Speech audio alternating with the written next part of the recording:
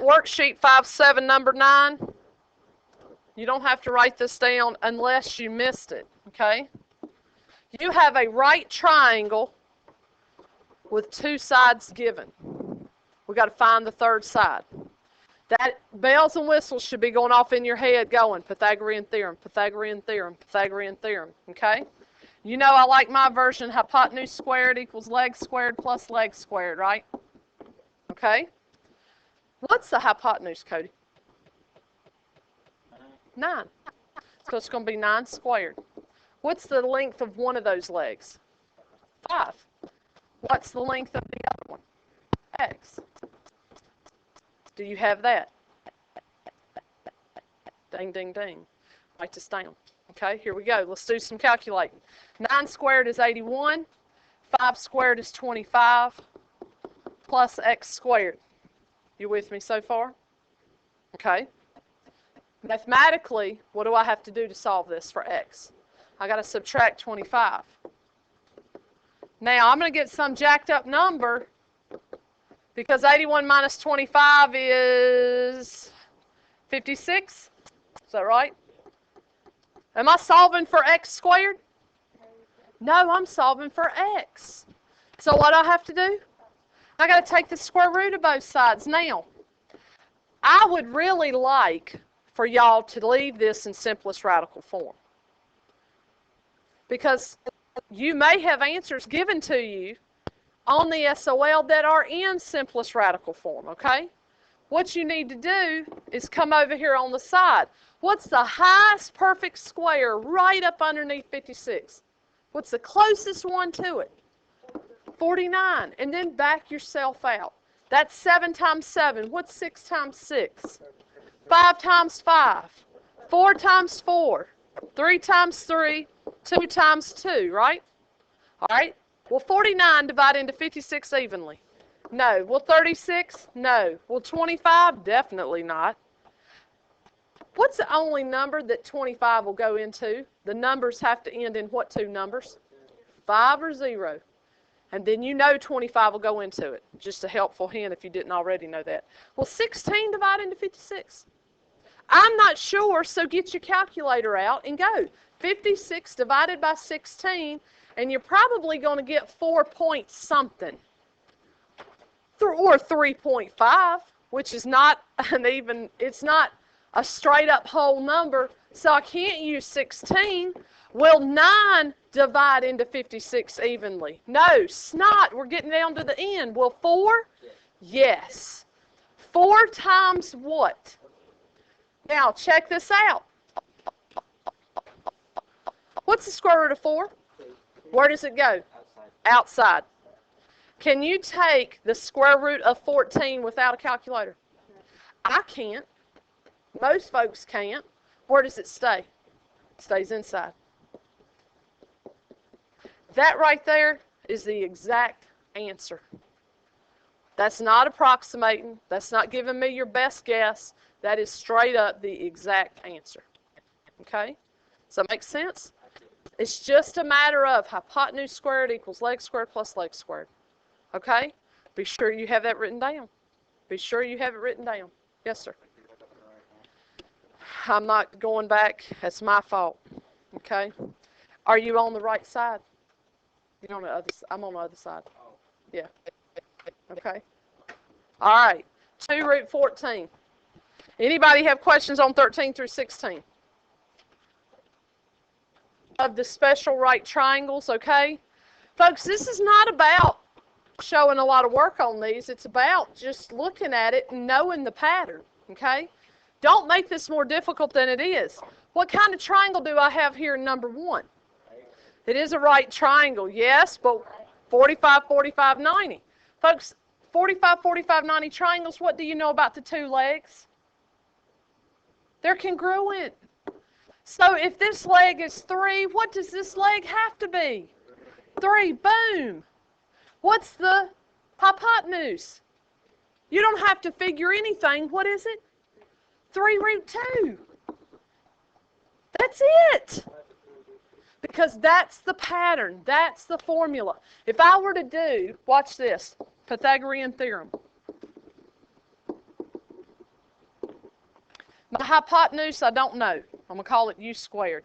I know that both of my legs are 3 squared. Okay? I'm glad you asked this question. Check this out. U squared equals 18. You with me? Square root of both sides. What's the highest perfect square that goes into 18? 9 times 2. What do we do with the square root of 9? 3 goes out. Shamalama ding dong. It's the same pattern that occurs every single time. Well, yes. Okay, and we're going to get there. Jump over. Look at this one. Look at 3. Write this one next, folks.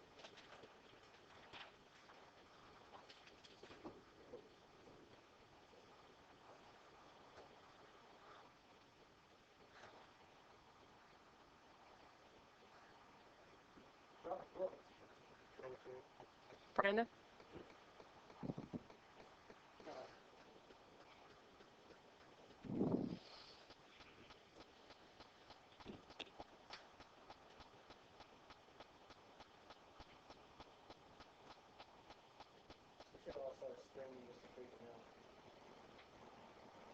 What about this number 3? What is it? It's the same thing. Oh, my Lord. What's y, y'all? 2. What's x? 2 root 2. Look at number 4. You don't even have to write this down. 45, 45, 90. If this leg is 10, what is b? 10. What's the hypotenuse? Do you see why I'm saying don't make this more difficult than this is? This is a trick, really. It's just a trick to make your life easy. You can totally do Pythagorean theorem on this and still get the same answer. But why when it's the same pattern over and over again? Okay? Because it's an isosceles triangle, which means both sides are congruent, both acute angles are congruent. That's the only reason why. It's because it's a right isosceles triangle. Okay? Now, look back at this one, though. Everybody write number 2 down. Or this will be our third example or second example that you're writing down. Now, this one's got a little twist. What are we given, the leg or the hypotenuse? Look at it again. We're given the leg. So what's the other leg have to be? The same thing. 2 root 2. But how am I going to figure the hypotenuse? No. We got 3. Put mathematical operations in between the 3 and the root 2. Multiplication. So if I take the leg times root 2, we'll write it down here so I have more room. What is the length of the leg that we have here? No, no, no. Look at it. 2 root 2 is given to us, isn't it? So the leg given is 2 root 2 times root 2. Say it again. Well, I can multiply those two together, can I? All right, don't skip right to it. Let's take it piece by piece. What's the square root of 2 times the square root of 2? The square root of 4. Keep thinking. Simplify. What's the square root of 4 equal to? Plain old 2. And Dennis, isn't it 2 times 2, which is 4? So that means the hypotenuse of this special right triangle is 4. Oh, Lord, am I going to freak out because it doesn't have a radical? No, I've done the math to prove it doesn't need one. No, that means the legs are 2 root 2. The hypotenuse is 4. I can put any number up here I want to. I still have to follow the same pattern. Okay? Could I have used Pythagorean equation to do this? Yes. Sure could. Okay? That's how you solve that for that particular hypotenuse. Do you have questions?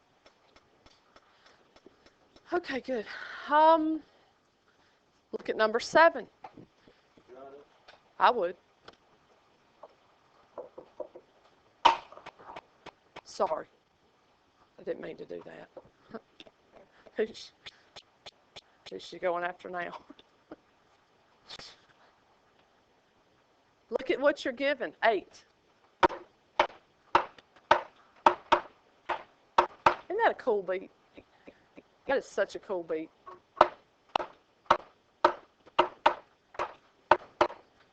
That is so cool. Me too. I should be like a little drummer girl. Here we go. What are we giving the 8?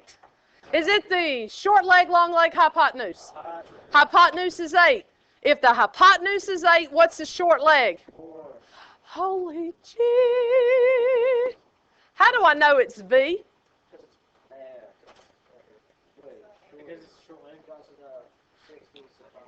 Because the 60 is across from the long leg. Long leg. And the blank one has to be the 30, which is the short leg, right? So if the short leg is 4, what's the long leg? Again, you don't have to calculate anything. Attaboy, 4 root 3. Good, Justin. That's exactly right. Attaboy. Okay? Yes! Hallelujah. Well, but you're not now. Okay? You're not now. Okay? What about 8? What are we given? Short leg, long leg, hypotenuse. How do you know it's the long leg? Don't say it's because it's on the longest leg. Miss Perry, I can tell it. I can see. Because the short leg's up here. It's across from a 30-degree angle, right? The 60-degree angle has to be here, which is across from the long leg. If the long leg is 6 root 3, what's the short leg? 3. Which one is it? 6. 6. It's 6. All right, now, if the short leg is 6, what's the hypotenuse? 12. Yes! There we go. I'm going to scare the class next door, both of them. Good job. Good job. Good job. Good job. Attaboy. Don't be a stealer. Here we go. Does that make sense? Yeah. Check out these others. Look at 10. Is it the short leg, long leg, or hypotenuse? 5. The hypotenuse is 10. What's the easiest side to find? 5. Short leg. There we go. Short leg. Which one is the short leg? 5. Look at you. Boom. What's the long leg? 6. Which is? If the short leg is 5. 5 times 3. Yes. High five. Attaboy. There we go.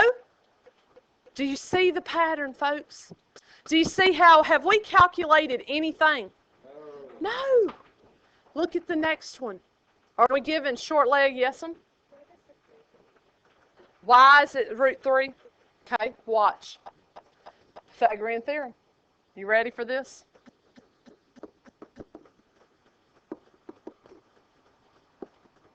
You ready? Check this out. No. What's the hypotenuse? We know the hypotenuse is 10, right?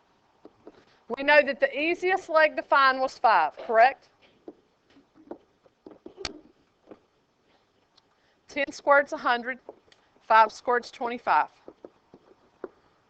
Subtract 25. We get 75. Is equal to leg squared. How do I solve for leg? Take the square root of both sides, right? What's the highest perfect square that will divide into 75? What's the highest perfect square? 25. Yes, ma'am. He is in, not here. He's, okay. Yes, ma'am. Not you. Ha. What? What's the square root of 25? 5 goes where? That was cold. I'm sorry. I'm sorry. 5 root 3. Square root of 25 is 5. It goes on the outside. We cannot take, I don't know, the square root of 3 without a calculator. Boom. That's where the square root of 3 comes in. Okay? Always attach the root 3 to the 30, 60, 90. The root 2 to the triangle that has 2 congruent legs. Okay? What about, look at what you're given in number 10. What are you, golly, Bob, I'm so sorry. What is the 5? Is it the short leg, long leg, or hypotenuse? Short leg. All right, short leg's 5. That's right. Which means the long leg is what? Right on?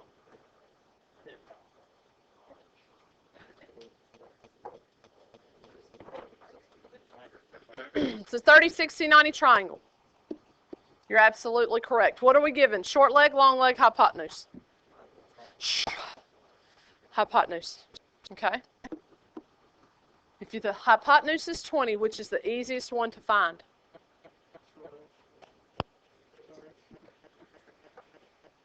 Pardon me? Yes. What is the short leg? Yes, it is. What is the value? 10, attaboy. That means if the short leg is 10, the long leg has to be what? Right on. How many of you had that on your paper? High five, please. Okay? Folks, let me tell you something. All right, folks, here we go. You ought to have your notes in order. All right, so we're going over similarity in right triangles. We've gone over the Pythagorean theorem. We've gone over the converse of being able to classify right, obtuse, acute triangles using the converse of the Pythagorean theorem. We've gone over special right triangles, 45, 45, 90, 30, 60, 90 triangles. And now we're dealing with the similarity in right triangles. Folks, this is something completely new, okay? Something totally new to you. When things are completely new, sometimes it's a whole lot easier to learn them, okay? So you keep an open mind. You ask questions when you need to. I can tell you right now, if you don't pay attention and you don't concentrate on what we're doing, you will not get this, ever, okay? No, we're going over. It's done. We got to move on, okay? Right triangles, similarity in right triangles. If you think about similarity, corresponding angles have to be what? Congruent. Who said that? Very good. That a girl. Corresponding sides have to be what? Proportional. Now, in a right triangle, an altitude drawn from the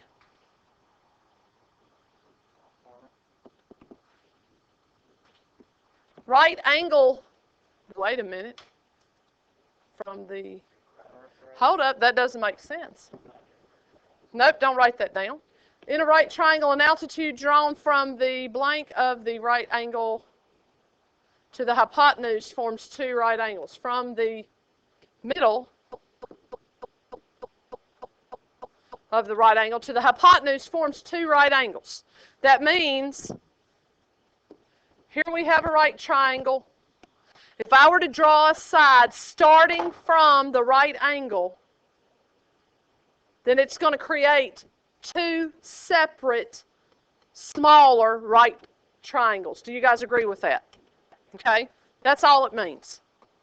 Now, Theorem 811, just used as a reference point, you don't have to memorize that, says that the altitude of the hypotenuse of a right triangle forms blank triangles that are similar to each other and to the original triangle. Hold up.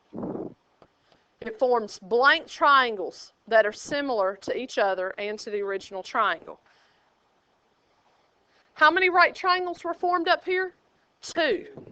So, this theorem says that there are a total of How many right, now listen to the way I'm asking. How many total right triangles do you see in this picture? Three. Where did the three come from?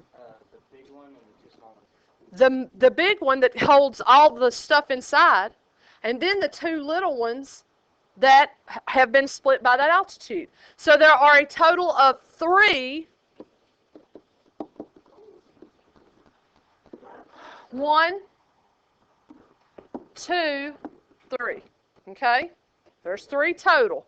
A total of three similar triangles. What was the first? The biggest, the one that holds them all. Here's one.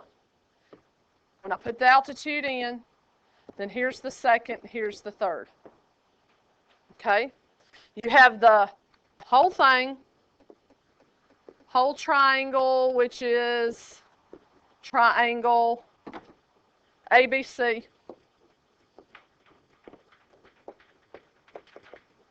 Inside number 2 triangle, which is called triangle ABD. And inside number 3 triangle, which is triangle BCD. Okay? Those are the 3 triangles, and that's where they come from. I'd write this down. I wouldn't just sit there. Okay? If I put it on the board, it goes in your notes. So when you look at that bottom slide, it says the same theorem over again. There's the graphic.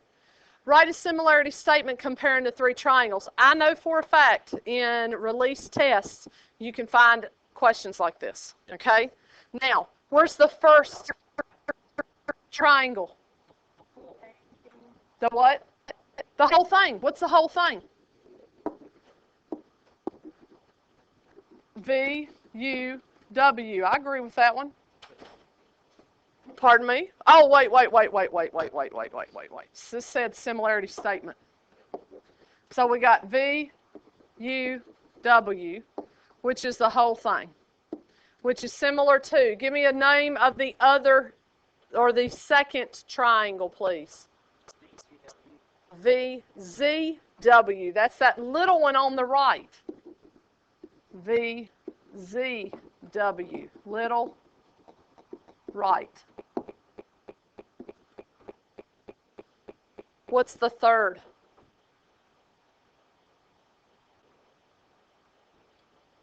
I can't hear you. U, Z, W. Folks, do you see it? Which is the little left triangle. Do you see that? Yes or no? It's the little big triangle. It is the little big triangle, yeah. The battle of the little big triangle. Sorry. No. Just as long as you have those 3 together. The VUW together has to be together. I don't care what combination. I don't care what combination of the VCW. I don't care what combination of UZW. As long as you've got those combinations, okay? Those triples together. Good question. This is just showing you that when you draw that altitude, you've got not 2 similar triangles. You've got how many? 3. Okay? Move on. Consider the proportion A over X is equal to X over B.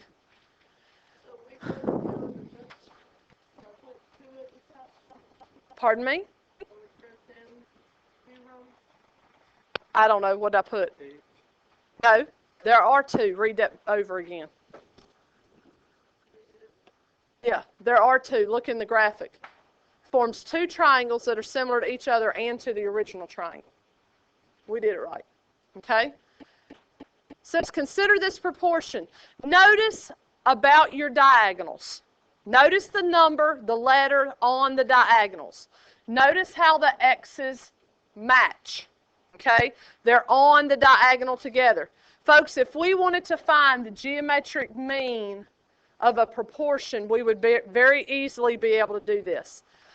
The geometric mean of 2 positive numbers is the positive square root of their product So the geometric mean of A and B is the positive number x such that x is equal to the square root of AB. Huh? All I want you to do is to write geometric mean in the blanks, and we're going to move right on. Okay?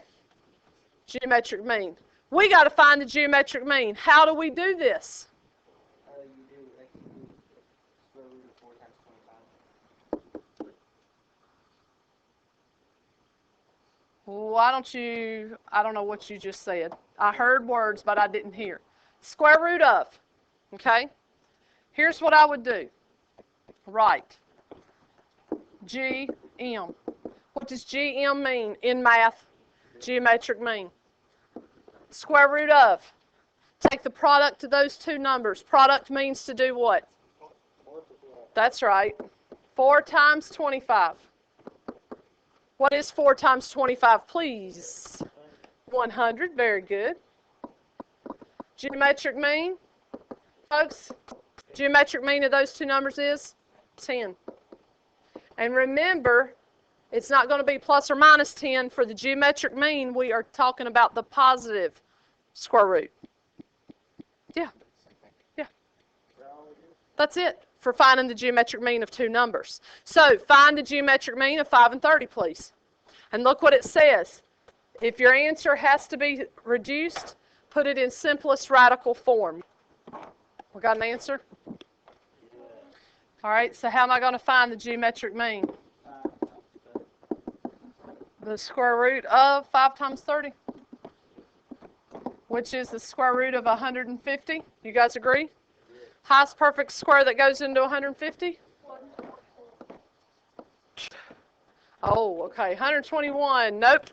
You're going down that list. 144, 121, bless you, 100.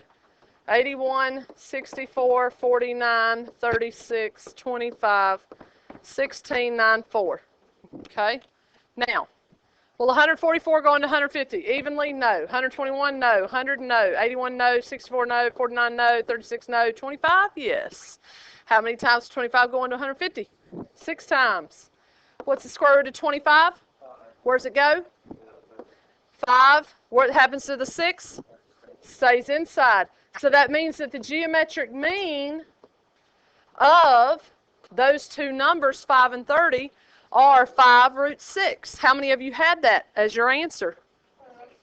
Class. Okay. But you had plenty of time to do that. Okay? You had plenty of time.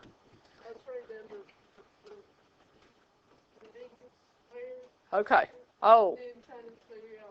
Okay. Do this one yourself. Example 4. You do this one? Yep. Do this one now.